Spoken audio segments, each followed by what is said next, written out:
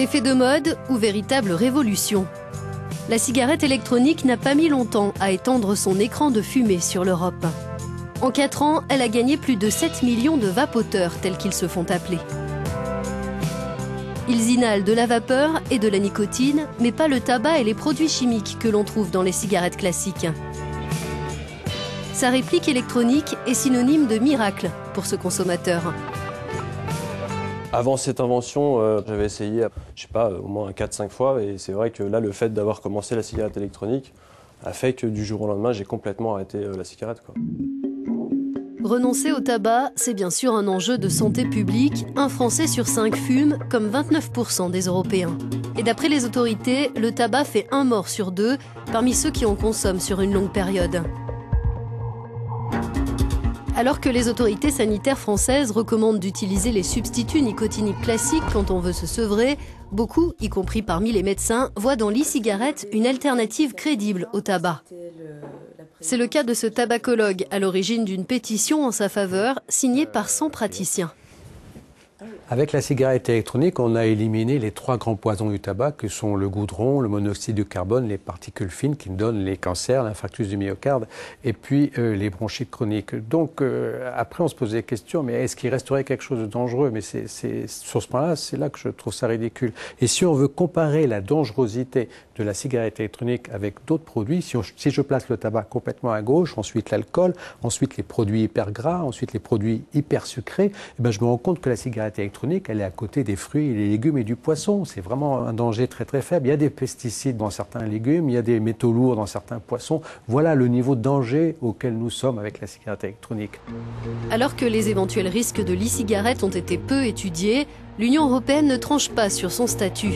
Si dans l'accord sur la nouvelle directive anti-tabac, il est prévu de l'interdire aux mineurs, il revient aux États membres de déterminer s'ils la considèrent comme un médicament ou comme un produit de consommation, comme c'est le cas en France. Dans cette boutique spécialisée, ce fumeur a décidé de se laisser tenter.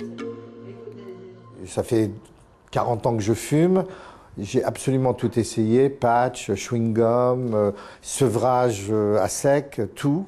Et j'ai eu des périodes où j'ai su m'arrêter de fumer. Et à chaque fois, je suis revenu à la cigarette, surtout parce que ce qui me manquait, c'était le geste, c'était le goût. J'aime le tabac, j'aime le goût du tabac, j'aime la fumée. Et donc c'est ça qui me manquait. Son verdict sur le vapotage? Franchement, je suis épaté parce que je trouve qu'on retrouve ses plaisirs. Et on sent très très vite qu'il n'y a pas la fumée, il n'y a pas l'odeur, et on sent très vite que c'est une autre façon de fumer. Si la nouvelle directive anti-tabac est nettement favorable aux intérêts d'un secteur en plein essor, des restrictions sont malgré tout imposées sur le marketing et la vente des cigarettes électroniques. Ils ont un peu diabolisé le produit. On ne sait pas ce qu'il y a, ce fameux principe de précaution. Bon, on n'a jamais parlé de principe de précaution sur la cigarette déjà. Pourquoi on en parle là-dessus? Donc, on a diabolisé et ça sent que dans l'opinion publique, il y a cette crainte. Les défenseurs du vapotage parlent d'une diabolisation entretenue par les grands groupes pharmaceutiques et les industriels du tabac qui voudraient se faire une place sur ce marché florissant. Rien qu'en France, le nombre de magasins spécialisés est passé de 300 à 1500 l'an dernier. Le président de l'Office français de prévention du tabagisme estime de son côté que le problème pour la Commission européenne, c'est l'absence d'études approfondies sur les effets à long terme du vapotage. La directive est obsédée par la dangerosité du produit alors que c'est un microscopique problème. En gros, fumer du tabac, c'est l'autoroute à contresens à toute vitesse. Fumer la cigarette électronique, c'est rouler en France à 140 sur une autoroute à 130. C'est trop. Si tout le monde fait ça, il y aura plus d'accidents qu'on pourra mesurer sur le plan épidémiologique. Mais par rapport à l'autoroute à contresens, c'est une diminution colossale du risque. Sébastien Bougnol a fondé une association de vapoteurs. Il affirme que la cigarette électronique n'a pas sa place dans la directive anti-tabac, dans la mesure où elle ne contient pas de tabac, et il s'inquiète des restrictions que Bruxelles veut imposer. Il deviendrait moins intéressant de l'utiliser comme substitut tabagique, comme il le fait lui-même avec succès depuis plus d'1 an. La particularité de la cigarette électronique, c'est que c'est une invention qui est arrivée par le bas, par les utilisateurs. part de petits artisans, de petits fabricants. C'est pas quelque chose qui est venu avec de la recherche et du développement en provenance d'une grosse multinationale, etc. C'est venu presque de générations spontanées. Et d'ailleurs, à l'époque, aussi bien les gens de l'industrie pharmaceutique que les cigarettiers, que les distributeurs buralistes en France, par exemple, n'y ont cru. Personne n'y croyait jusqu'à très récemment, jusqu'à l'année dernière. Le marché européen du vapotage représenterait 500 millions d'euros, bien peu comparé aux 91 milliards générés par le commerce de leurs pendants traditionnels. En France, les buralistes s'estiment victimes de la directive anti-tabac. Elle prévoit une augmentation du prix des cigarettes classiques et des mesures facilitant les achats transfrontaliers. Ce professionnel dit aussi subir la concurrence de la contrebande. Face à tous ces coups durs, il voit l'avenir de la consommation de tabac et par là même des buralistes dans l'électronique. Notre profession se bat pour récupérer la distribution exclusive des produits cigarettes électroniques avec nicotine parce que ça relève du monopole des buralistes. Et à ce titre, je pense que c'est l'avenir.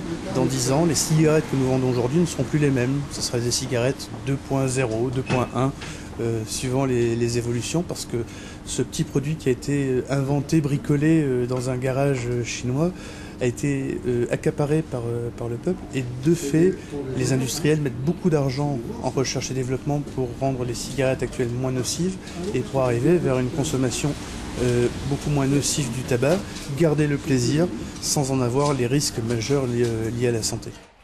Trouvera-t-on dans quelques temps chez les buralistes des cigarettes électroniques avec tabac? La perspective pourrait réjouir cette fumeuse. Alors qu'un vapoteur sur 20 réussit à arrêter la cigarette traditionnelle grâce à sa réplique électronique, beaucoup réduisent simplement leur consommation. Pascale Picard, elle, a craqué après avoir vapoté pendant plus d'1 mois. Je pense que j'ai pas vraiment envie de m'arrêter. Pour moi, la cigarette, c'est vraiment un plaisir. Donc peut-être pour ça, je suis pas très motivée en fait. Ce qui est inquiétant, c'est pour tous les jeunes, tous les ados, il y en a un paquet qui se sont mis à la cigarette électronique. On n'a pas assez de recul pour savoir s'il n'y aura pas des risques de maladies comme le tabac. Moi, quand je commençais à fumer, on ne savait pas qu'il y avait tous ces risques. Le risque pour les citoyens, c'est que la cigarette électronique soit utilisée comme produit d'entrée en tabagisme, d'entrée en tabac. Et on est inquiet quand on voit au niveau mondial des grands cigarettiers disent « j'achète ces compagnies d'e-cigarettes » non pas pour que les fumeurs switchent à la cigarette électronique, mais pour recruter de nouveaux consommateurs.